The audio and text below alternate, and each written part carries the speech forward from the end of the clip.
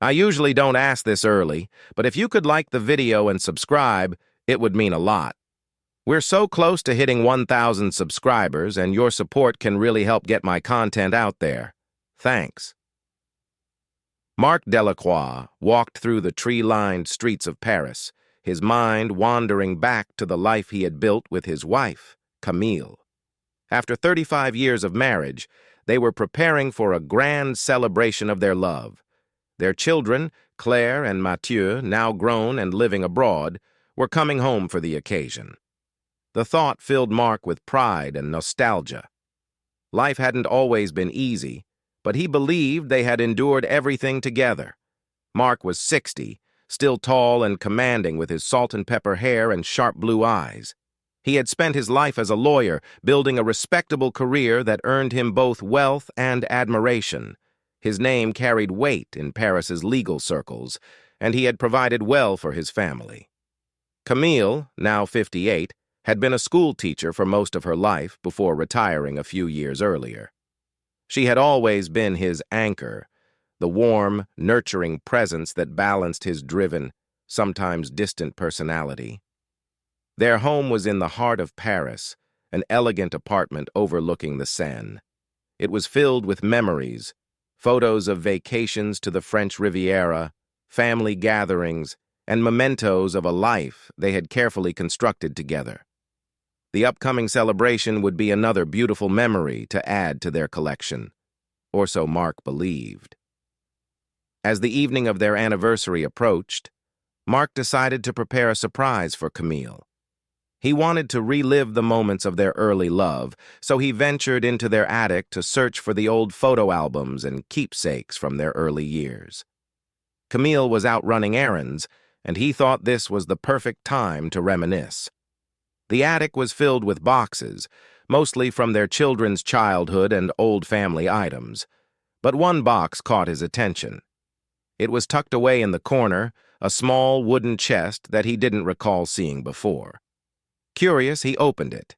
Inside were letters, yellowed with age, tied neatly with a ribbon. The handwriting was unmistakable, but it wasn't his. The letters were addressed to Camille. Marc's heart raced as he slowly began to read them. The words on the page revealed a secret he was never supposed to know. The letters were from Laurent, a man who had been a close friend of the family for years. Marc remembered Laurent well. Tall, charming, a banker with a silver tongue who had often joined them for dinners and gatherings. He had always been courteous and respectful, but now, reading these letters, Marc realized there had been something more. The letters spanned several years, dating back to a time when Marc had been consumed with work, spending long hours at the office, traveling for business, and often leaving Camille alone at home. Laurent's words were filled with passion, longing, and intimacy, describing secret meetings, stolen kisses, and moments Marc had never imagined. It was clear that they had been having an affair. Marc felt his chest tighten as he read the lines.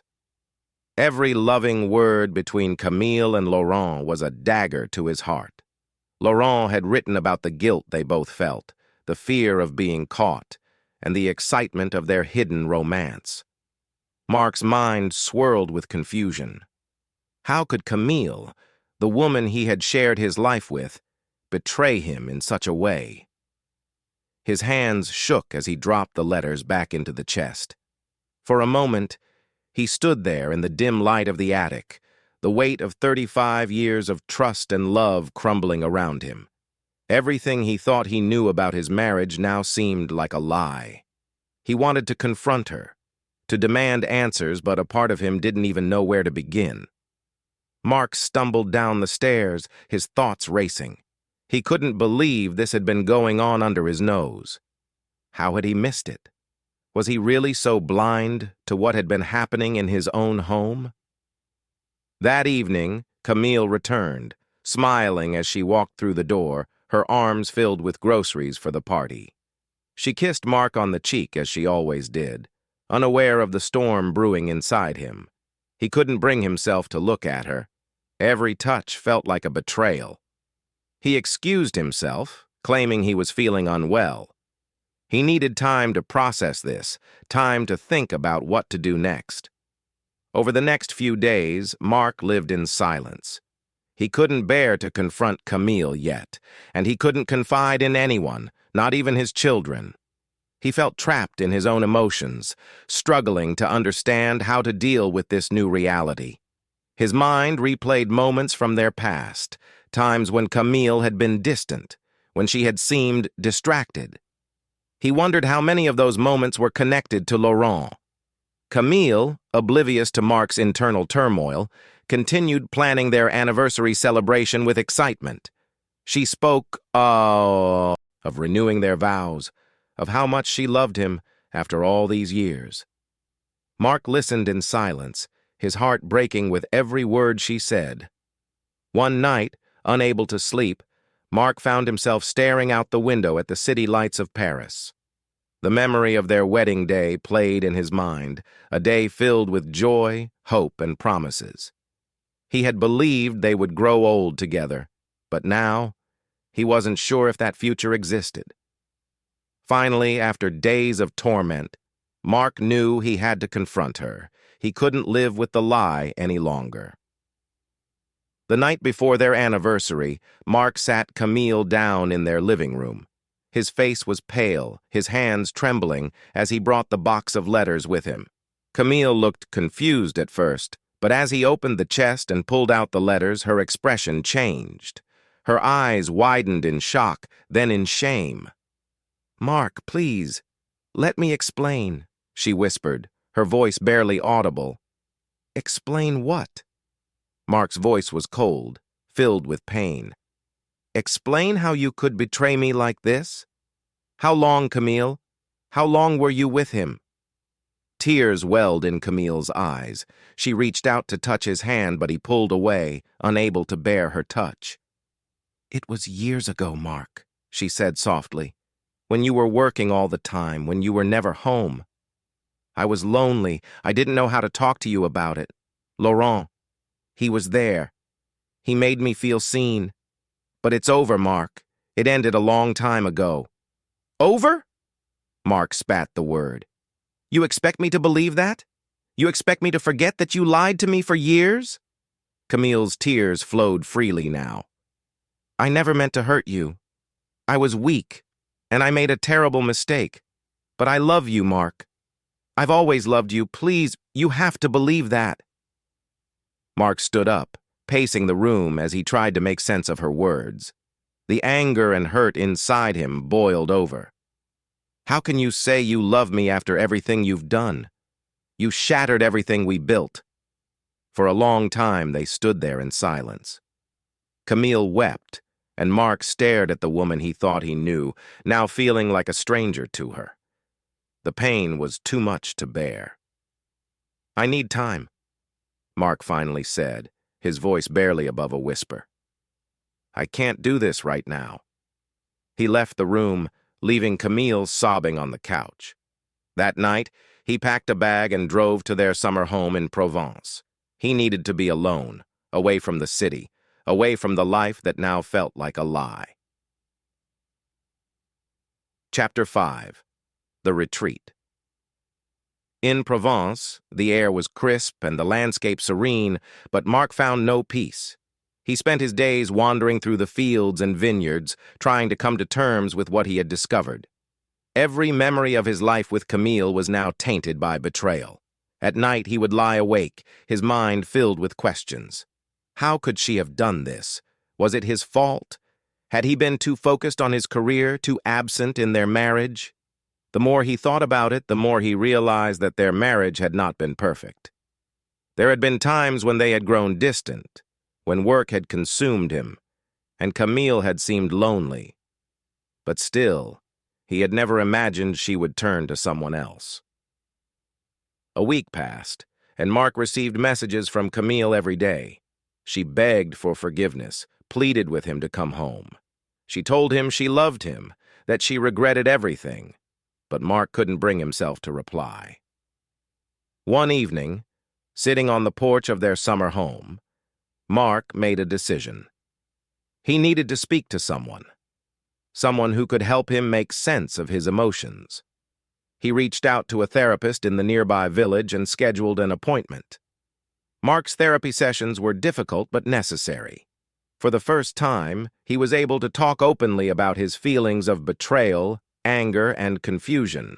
The therapist helped him see that while Camille's actions had been wrong, the cracks in their marriage had been there for years.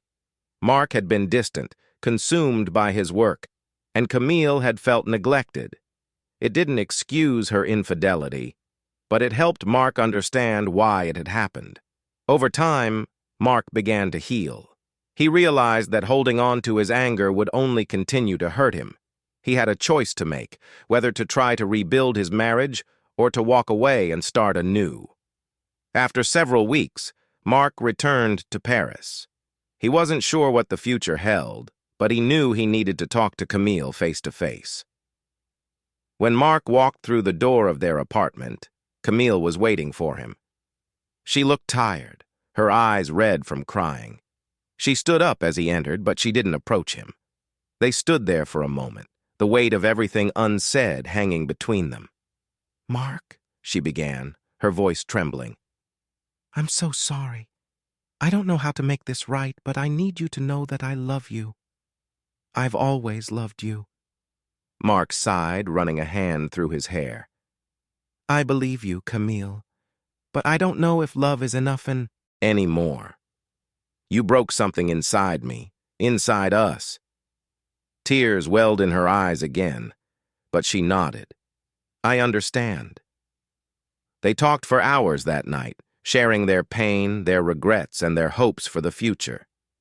In the end, Mark made the hardest decision of his life. He couldn't stay in the marriage. The betrayal had cut too deep, and he didn't believe they could ever truly heal. But he didn't leave with anger.